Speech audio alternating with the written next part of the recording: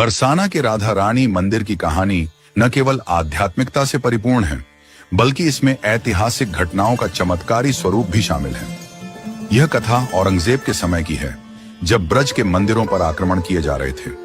इस समय राधा रानी के मंदिर और उनकी प्रतिष्ठा की रक्षा में अद्भुत चमत्कार हुए, जिनसे बरसाना की लाज बची। औरंगजेब के शासनकाल में उनके सैनिक ब्रज के मंदिरों को खंडित कर विग्रहों को अपने कब्जे में ले रहे थे। वृंदावन के गोविंद देव जी को जयपुर भेज दिया गया। मदन मोहन जी और अन्य विग्रहों को भी सुरक्षित स्थानों पर पहुंचाया गया। जब औरंगजेब के सैनिक बरसाना पहुंचे, तो वहां के गोस्वामियों और भक्तों ने राधा रानी की मूर्ति को बचाने के लिए योजनाएं बनाई। राधा रानी की विग्रहों को शिवपुर के राजा के पास भेज दिया गया, क्योंकि राजा भक्तिपरायण थे और उन्होंने विग्रहों को शरण देने का वचन दिया। इस दौरान ठाकुर जी अकेले दर्शन देने लगे, जिससे भक्तों ने महसूस किया कि उनकी शोभा घट गई है। गोस्वामियों ने विशाखा सखी की मूर्ति को ठाकुर जी के पास विराजमान कर दिया, ताकि मंदिर में शोभा बनी रहे।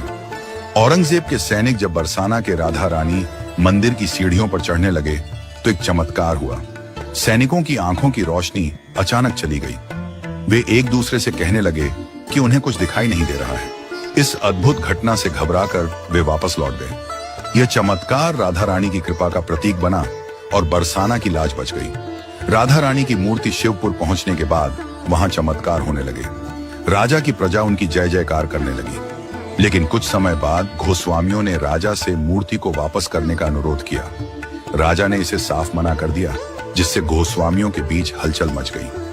राधा रानी ने शिवपुर में सेवा कर रहे तीनों पुजारियों को स्वप्न में दर्शन दिए और कहा कि उन्हें बरसाना ले जाया जाए। स्वप्न में उन्हें दिखाया गया कि राजा के सभी द्वार खुले हुए हैं और सैनिक सो रहे हैं। पुजारियों ने इस आदेश का पालन करते हुए मूर्ति को छुपाकर बरसाना लाने का साहसिक निर्णय लिया। स्वप्न के अनुसार सभी द्वार खुले मिले और पुजारियों ने मूर्ति को बरसाना लाने में सफलता पाई। बरसाना में लौटने पर गोस्वामियों ने ठाकुर जी के पास विशाखा सखी की मूर्ति को विराजमान किया।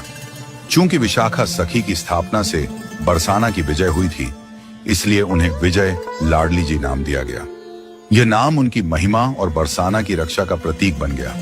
बरसाना के इस ऐतिहासिक और आध्यात्मिक प्रसंग से यह सिद्ध होता है कि ईश्वर की कृपा से हर समस्या का समाधान संभव है।